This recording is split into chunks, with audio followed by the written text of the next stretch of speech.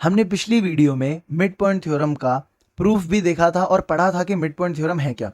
Now इस video में हम लोग converse of mid point theorem पढ़ेंगे कि मिड पॉइंट थ्योरम का कन्वर्स क्या है। तो मिड पॉइंट थ्योरम का कन्वर्स हमें यह कहता है कि अगर the line drawn through the mid point of one side of a triangle, मतलब अगर हमारे पास एक साइड, जैसे हमारी फिगर में ए बी है, इसका एक मिड पॉइंट आपको गिवन है एंड ये भी क्वेश्चन आपको बता दे कि जो ये लाइन यहां से निकली है ये पैरेलल है तीसरी वाली साइड के, तो आप मान लेंगे अपनी तरफ से कि जिस भी लाइन को इसने दूसरी लाइन को टच करा है एफ पॉइंट पर, तो ये एफ जो है ये मिड पॉइंट हो जाएगा एसी का। ये हमें मिड पॉइंट थ्योरम कन्वर्स जो है कहती है। अब इसे हम प्रूफ कैसे करेंगे? तो सबसे पहले हम लोग ये लिख लेते हैं कि हमारे पास गिवन क्या है।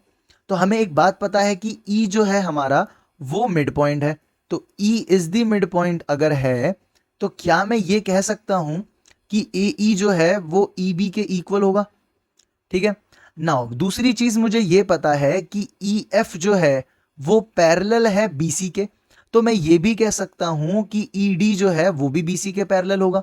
ये दो चीजें हमें गिवन है।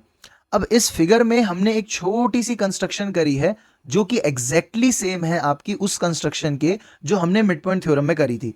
तो हम यहां पे लिख देते हैं कि एक्सटेंड करा है हमने ई एफ को टू डी एंड हमने ड्रॉ करा है सी डी जो कि पैरेलल है किसके, बीई के। और अब हम यहां पे क्या लिखेंगे कि हमें प्रूफ क्या करना है।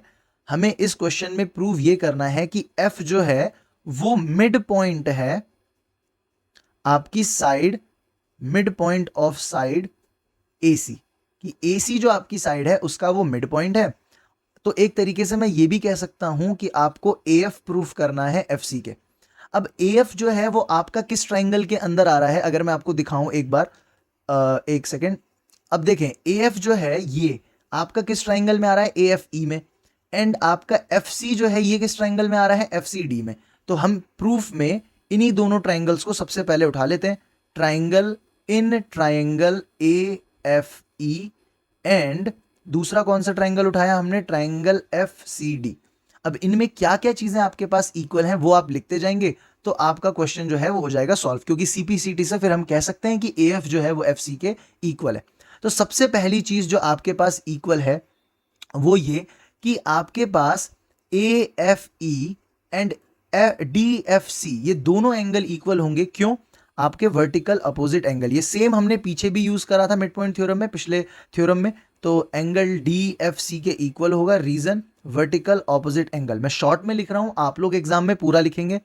सेकंड, हमने पिछले क्वेश्चन में भी, पिछले थ्योरम में भी यूज करा था और यहां भी यूज कर सकते हैं, वो क्या, ई ए एफ ये वाला angle and F C D ये वाला एंगल। क्योंकि दो पैरेलल लाइन के बीच में एसी ट्रांसवर्सल है, तो आपके जो जेड पे एंगल बनते हैं वो दोनों कौन से एंगल बनते थे, हमने पढ़ा भी था कि ये वाला angle and as well as ये वाला एंगल इक्वल होगा।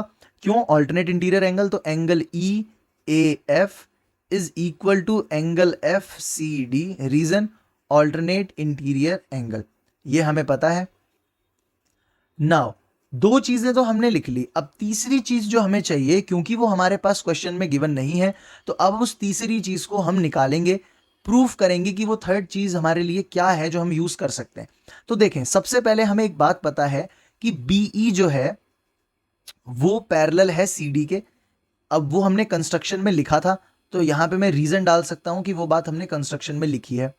और ईडी जो है वो पैरेलल है बीसी के, ये बात हमें क्वेश्चन ने गिवन दी है, जो कि हमने गिवन वाले कॉलम में यहां पर लिखा हुआ था।